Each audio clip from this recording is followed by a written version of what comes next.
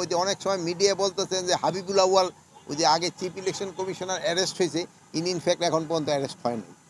Arrest হয়েছে যে নুরুল হুদা সাহেব। আর এটা হলো গতকালকে উনি ইসে থেকে অ্যারেস্ট হয়েছে, কি জানি বলে, এই উত্তরা থেকে। বাট ওনার যে যেভাবে করা হয়েছে যে মব জাস্টিস, এটা হলো কোনো অবস্থায় গ্রহণযোগ্য না। এটা কোনো ব্যবস্থায় গ্রহণযোগ্য না।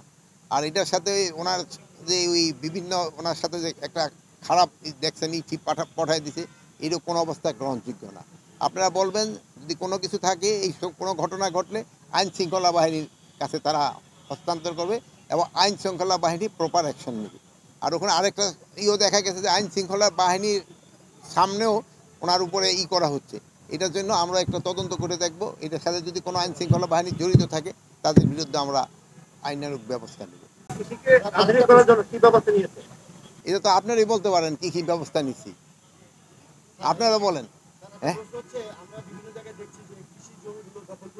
এই জন্য আমরা একটা কৃষি সুরক্ষা আইন করতে যাচ্ছি, কৃষি জমি সুরক্ষা আইন, কৃষি জমি যেন দখল না হয়।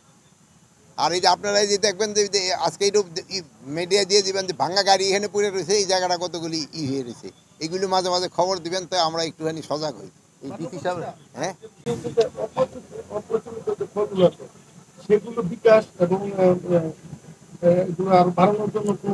অপরিচালিত ফল না, আমাদের দেশে যে ফল, আমাদের দেশি ফল, এইগুলি কিন্তু অপরিচালিত না। দেশি ফলগুলি যেন আস্তে আস্তে, এই জন্য আপনি দেখলেন না আমি ওই যে 2টা ফল গাছের কেন বললাম, এই ফলগুলি গাছগুলি কিন্তু হারায় যাচ্ছে।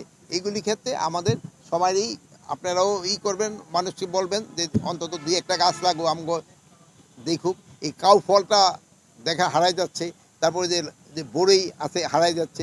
এক সময় কিন্তু লটকন হারাই গেছে, কিন্তু এখন আবার লটকন কিন্তু খুব পাচ্ছে। কিন্তু এই জন্য বিদেশি ফলের সাথে সাথে আমাকে দেশি ফলটারে বেশি প্রণোদনা দিতে হবে, যেন দেশি ফলটা লোকজনে, যেটা আমাদের আবহাওয়ায় দেশি ফলটা হয়ও বেশি এবং আমাদের কিন্তু খাওয়ার জন্য কিন্তু দেশি ফলগুলি আরও বেশি সুস্বাদু।